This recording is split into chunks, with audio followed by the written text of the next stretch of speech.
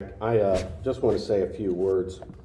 I want to read something. I want to read a little bit of the letters that were written because I think it represents who my father is. Not only does John fight to protect his clients, he is and has always been there for other lawyers like myself, who at moment's notice need someone to use as a soundboard to deal with difficult or unusual circumstances. John has never hesitated to offer help or assistance to any lawyer in need. Mac Martin. The other letters that were written was by David McKenzie. David McKenzie wrote a letter on behalf of my father also. He says, John has represented many unpopular clients over his career and does so with zealousness and a total disregard for his personal gain or reputation. John Coyle is driven by his passion for the law, his great humanity, and his desire to help. Greed plays absolutely no role in John's practice. Courage is his hallmark. He has offered nothing but quality representation for his entire remarkable career. Also, many people know Jim Hankins. Jim wrote a great recommendation letter. He says, from my own experience, I know that John handles criminal cases the right way by devoting the time and resources to develop the facts, drafting and filing motions, attacking the government's position, and not backing down 1 inch in court when his client's liberty is on the line. You know, last December, my father became ill, and he had open heart surgery. It was December that he had open heart surgery. He returned to work 3 weeks later. They said he couldn't try a case in June, so in July, he tried a federal court bribery case up here in Muskogee and got a not guilty. And I tried to think, why does my father do so well? It is because, and I've tried at least 10, maybe 15 cases with him, and I'm always at awe. When any criminal case you try, there's going to be a point as a criminal lawyer that if that case was decided at that point, you could lose. Because you're fighting against the government. They always are going to win a trial at a certain point. But it's the point that you never back down. You never give up. And at the end of the day, you will win, is why my father has achieved such great success, I believe. I really believe that this is a great award. And the fact that it's a lifetime achievement, make no doubt about it, my dad is not done yet. There is nobody that works harder when he puts his mind to it. And it is not the easy cases that he likes. It's the ones that are so hard that nobody wants that he will work tirelessly over. That he will stay and work, and he'll work his entire team to. I mean, the lawyers in his office will testify that nobody will work harder than my dad. So it's not an award that's just given. It's an award that was hard work for by a career that every lawyer that I know truly, truly respects you. And from your family, we love you with all our hearts. Congratulations.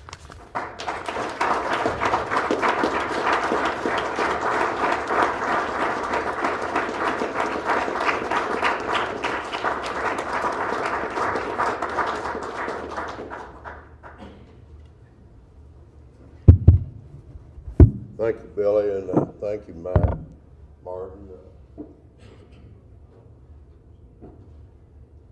I feel so blessed to be up here. I saw all the great lawyers that have won this award.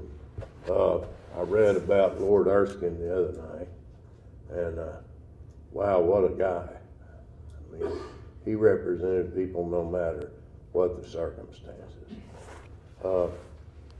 And I've had a lot of help along the way, and I've damn sure needed it too.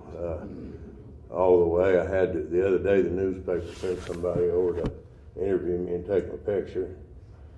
So they had me standing up against the wall and all these different poses, and then he left and I sat down and my fly was unzipped the whole time.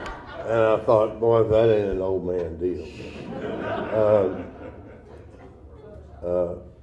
congratulations to Richard and Sharice. That is, you deserve it very much. Well, I guess, the importance of trying cases is to kind of, the ones that I have not done as well about, and those are the ones I think of every morning, but if you kind of let the case come to you, and the way you win criminal trials is you take advantage of mistakes they make, or things develop in the evidence that you're able to take advantage of. And when you know what those are, the older you get, the more you spot them kind of coming. And some of them, a lot of them, you can't even think of before a trial. It's what my friend Merle Guile calls good lightning. And it happens. And I don't know why it always happens to me. But I've tried well over 100 jury cases. And my wife Julie's been there at least with me, at least 30 of them, in all different places. She's always given me an honest critique of whatever's happened on that particular day. She's been a big help, and it's been an honor to practice with my son. I had an alcohol problem. I guess I'd been out of treatment about 30 days or something.